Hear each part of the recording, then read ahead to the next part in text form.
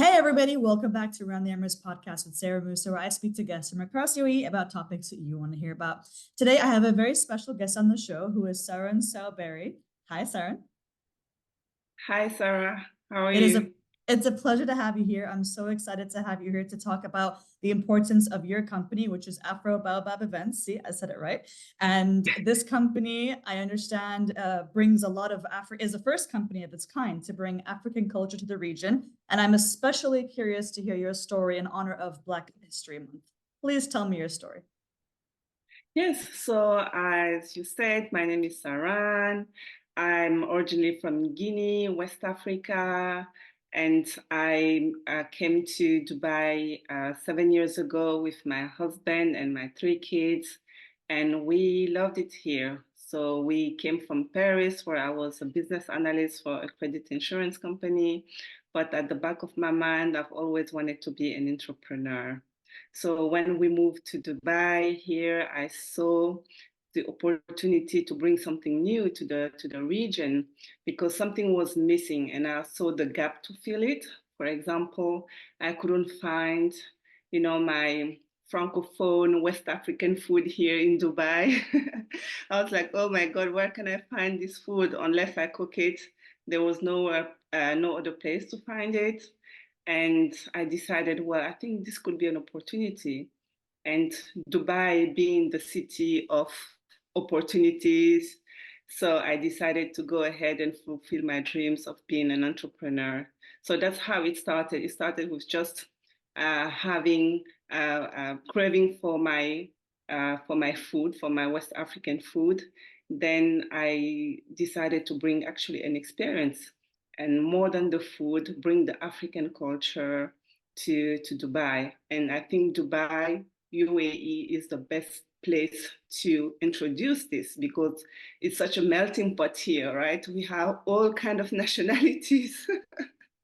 We are and we are all curious about each other or where we come from. Like, for example, whenever I go out, the first thing we ask, where are you from? What does your name mean? So I was like, okay, I think Dubai must be the best place for this. And I'm very passionate about Africa and its culture and everything around it. So that's how everything started with Afro Baobab.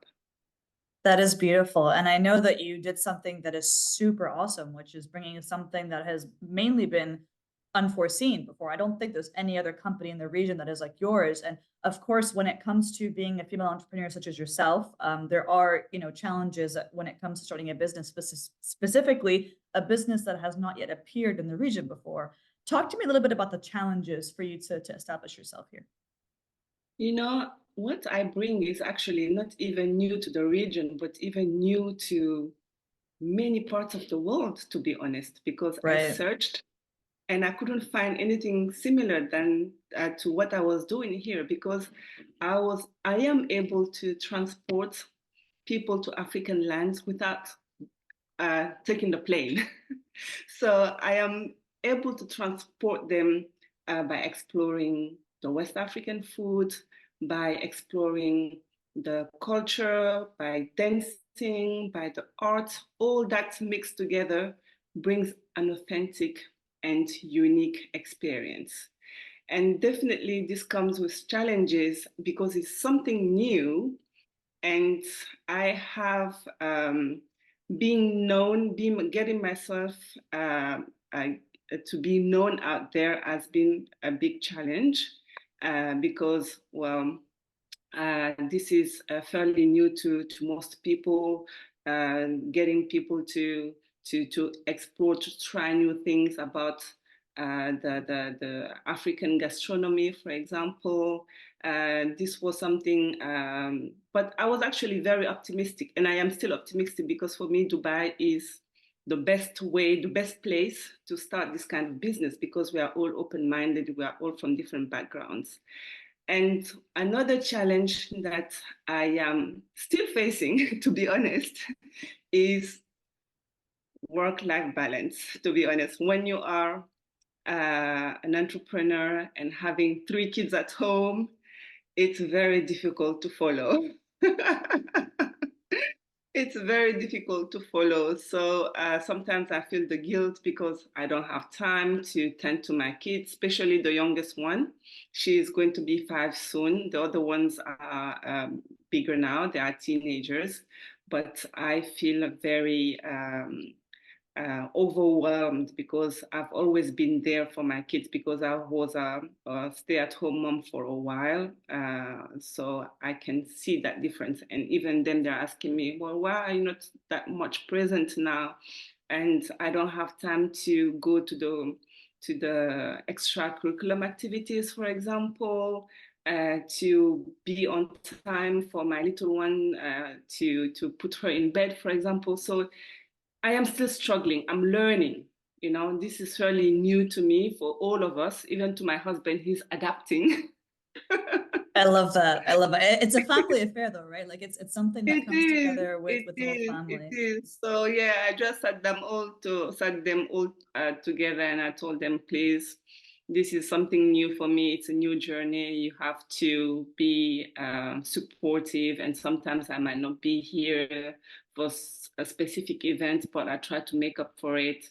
And I'm a bit overwhelmed, but I'm getting there. It's a work in progress. That's yeah, that's what I can share. It's work in progress. Honestly, I think to a certain extent, we all are a work in progress. No one 100% has life down like with everything that they do perfectly. We're humans at the end of the day. And it is important to remember that there will be days where you fall short of your own expectations for yourself, but that you'd have not failed that day. You're simply always learning. And I will get to my last question for you later on about kind of the words of advice that you may have, because I want to bring a little bit more out of that in that section of the episode. But before I get to that, I'm so curious to know, since you're bringing something so beautiful and so different to the world, what would you say has been an unexpected experience or something that surprised you as you established this company? Oh, what can I say? An unexpected experience. For me to um, it has been a learning experience this whole journey. So I've had some experiences that I did not expect, but I decided to accept them because I couldn't control them and get and deal with them though as much as I can. So sometimes I would have some clients who would say straight to me, like, oh, well, my guests would not like your African food. We don't want your African food. Those things like that, you know. Sometimes I was very surprised to hear those kinds of comments, but hey, this is the world. This is the free world. Everyone has their own opinion. It doesn't mean that everyone is the same, is thinking the same, right?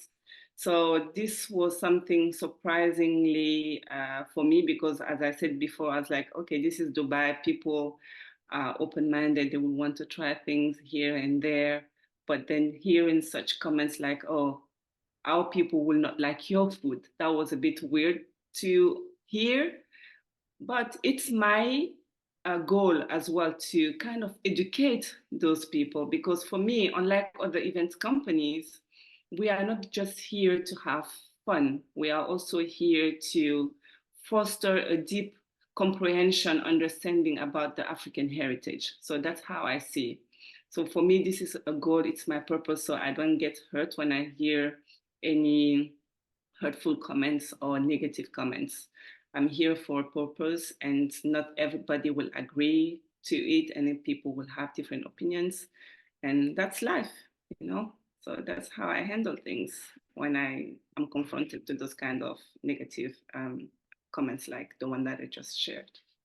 That's beautiful. I mean, it's amazing how you're turning something that would come off as almost too critical into such a beautiful opportunity.